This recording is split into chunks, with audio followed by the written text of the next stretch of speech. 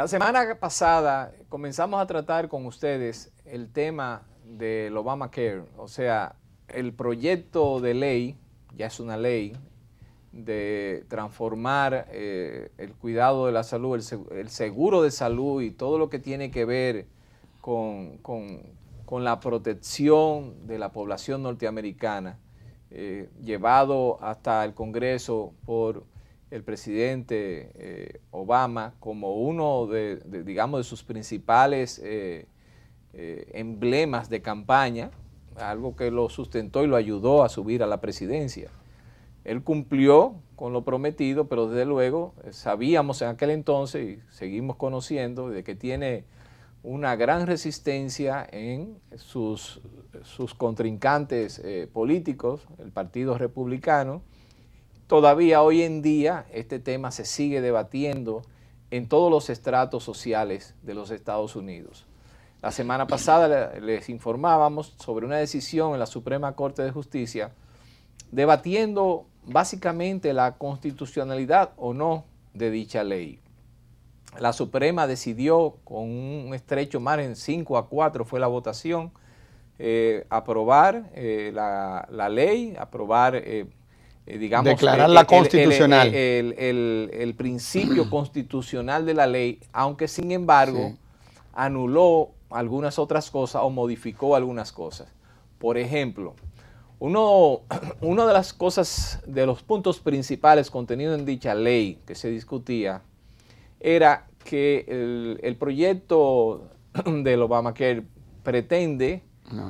pero vamos a decirlo, el proyecto de reforma de salud. La salud, sí. Bueno, sí. Lo que pasa del Obamacare es que ya todo el mundo, incluso a nivel de la prensa en Estados Unidos, así es que se le trata. Porque comenzó como... No es de forma despectiva. No, pero comenzó como una forma despectiva por parte de los republicanos. Pero la gente le ha seguido diciendo así, pero sí, Gustavo tiene razón. Sí, sí. Vamos a referirnos a la ley de la reforma de salud en Estados Unidos. Miren, uno de los puntos principales es la obligatoriedad del seguro de salud para todos los empleados. Es decir, la universalización del seguro de salud, algo que estaba contemplado originalmente en la ley, so pena de ser multado, de haberle puesto algún tipo de sanción económica a aquellos que no lo hicieran a determinada fecha. Pues la Suprema Corte le ha dado otro enfoque a dicha situación. Dice que realmente desde ese punto de vista no puede penalizarse al ciudadano, aunque sí pudiera ser que aquellos que no cumplan con ese cometido, pues se les pueda imponer un tax, un impuesto adicional. Digamos que ese impuesto va a compensar el riesgo que tú vas a representar para el Estado por no tener cubierto con un seguro de salud a tu familia y a ti personalmente. Es la idea más o menos que se mueve en el ambiente. Ahora bien, ¿qué sucede? Para llegar a ese punto, la ley contempla, por supuesto, como les explicábamos, disminuir los costos de los seguros de salud. De hecho, estableciendo inclusive una especie de mercado, de bolsa, donde se pudiesen mercadear diferentes, múltiples seguros de salud en una plena competencia por ofertar planes que puedan llevar adecuados servicios y a bajos costos a toda la población norteamericana, de manera tal que nadie pudiera argumentar la no disponibilidad de un seguro por su elevado precio. Esto obviamente favorece no solo a la población, sino también a las mismas compañías que ofrecen seguro de salud en Estados Unidos.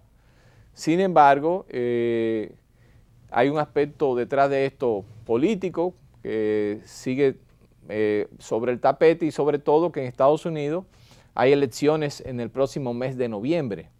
Entonces los republicanos han anunciado que van a seguir la lucha. Ellos dicen, bueno, la Suprema dio esa decisión, pero nosotros todavía tenemos la opción en el Congreso de modificar la ley, pura y simplemente. Y van a tratar de hacerlo, ¿verdad? Si su candidato, en definitiva, pues gana las elecciones en el mes de noviembre. Por ahora, hay algunos escarceos importantes. Por ejemplo, el gobernador de la Florida acaba de anunciar en este fin de semana su decisión de no aceptar la aplicación de esta nueva ley en el estado de la Florida. Recordemos que en Estados Unidos hay un nivel de autonomía importante en los estados. Cada estado tiene inclusive su propia Suprema, su propio Congreso interno, y aunque la ley federal rige para todo el país, pues también hay leyes estatales que otorgan a veces mantienen diferencia con las conductas de un estado a otro. Entonces vamos a ver en qué va a parar ese anuncio del gobernador de la Florida, de que en ese estado, que es muy importante inclusive para nosotros como latinos. La Florida es un estado donde comúnmente uno se topa con muchos latinos. La mayoría de su población o es latina o de origen latino, o sea que de una forma u otra, y es la vía de entrada a los Estados Unidos de toda Latinoamérica, pues también incide en lo que ocurra de ahí hacia el sur, hacia todos nosotros. ¿Qué te parece, Gustavo? Bueno, mira, la gente quizás se pregunta por qué nosotros estamos tocando un tema que sobrepasa nuestra frontera, que no es nuestro directamente, pero es porque hacemos siempre las comparaciones también de cuál es la tendencia en las reformas de salud. Aun cuando a nosotros no nos gusta comparar nuestro sistema con el norteamericano, nuestro modelo de aseguramiento previo era muy parecido al norteamericano. O sea, era un mecanismo de aseguramiento. De ahí vino un mecanismo de aseguramiento que te decía que si tú estabas previamente enfermo no te aseguraba, o que si tú te enfermabas de ciertas condiciones salías del seguro. Entonces eran dos condiciones bien abusivas en el sentido de las personas, y estas son las dos primeras cosas que está eliminando la reforma de salud del presidente Obama. La primera es esa, o sea que si tú te enfermas de alguna enfermedad que antes se decía no cubierta, bueno, entraste sano pero te dio un cáncer y te saqué, ya eso no es posible, o no puede existir una preexistencia, valga la redundancia. Se eliminan las preexistencias. Se eliminan las preexistencias, es decir, si usted tiene una enfermedad previa, eso no implica que no pueda tener un seguro. Van a empezar los cuidados preventivos. Señora, atención primaria, la discusión en República Dominicana es lo que está aprobando allá. Y allá el problema no es el oponerse o no oponerse a la atención primaria, son otros intereses los que han primado. Pero no es el problema de la atención primaria, no son los médicos diciendo que la atención primaria va a ser mala, no son los hospitales, nada por el estilo de eso, sino que son una de las cosas que están ahí. Va a mejorar la cobertura de medicamentos, y también de disminución de costos de los medicamentos. Junto con lo de la persistencia, Gustavo, también impide que las compañías de seguro de salud puedan penalizar a aquellos pacientes que han padecido algún tipo de... que no te van a aumentar la prima por el hecho de haber tenido una enfermedad ya. Correcto. O sea, que no te van a estar todos los años actualizando la prima, sino que como esa es la ventaja de la cobertura universal de la que nosotros hemos hablado aquí, que necesitamos, porque eso le permite a los que siempre hablan de la viabilidad financiera, de que ese no sea tanto el riesgo. Sí. Gustavo, le prometimos a todos nuestros televidentes que este tema lo íbamos a estar tratando, ¿verdad?, durante varias semanas, porque es un tema bien amplio. Y yo no quisiera dejar pasar por alto, antes de ir con nuestro invitado, también otros temitas no menos importantes y digamos de incidencia nacional, como son unas declaraciones ofrecidas por la directora del Seguro Nacional de Salud del SENASA, la doctora Guzmán Marcelino, nuestra querida profesora. Lucía Altagracia Guzmán Marcelino. Sobre el desenvolvimiento del SENASA. ¿Qué te parecieron esas declaraciones de la doctora Guzmán Marcelino? Bueno, en muchas ocasiones hemos felicitado al equipo del SENASA por el trabajo que se ha hecho allá, en crecer de la manera que han crecido. Sabemos que están ante grandes retos. Ese reto que nosotros hemos hecho, el reto nuestro ante el sistema de la capital subsidiado, 181 pesos, eso es irrisorio, no hay manera de financiar esos servicios. No por la razón que plantea la doctora Guzmán de que son los más pobres, porque ahí está el arte de la administración de riesgo, sino porque no hay manera de un plan básico del tamaño que tiene que cubrir el SENASA, de que lo pueda cubrir con 181 pesos. Y que un plan más pequeño en el sector privado, en el régimen contributivo, cueste 788,58, o sea, 4 veces y pico, casi 5 veces más que lo que cuesta ese plan del subsidiado, o sea, independientemente del cofinanciamiento. No es un asunto de hueso y jamón, entonces. No es un asunto de hueso y jamón, es un asunto de una realidad. Y lo que a mí más me gustaría es escuchar, no solamente de la autoridad del SENASA, sino del sistema, cuál ha sido el impacto que ha tenido entre los afiliados del régimen subsidiado en su salud, en los indicadores de salud, claro, lee el aseguramiento. Claro, si no podemos medir eso, no importa subirlo a 1.800 pesos ni a nada.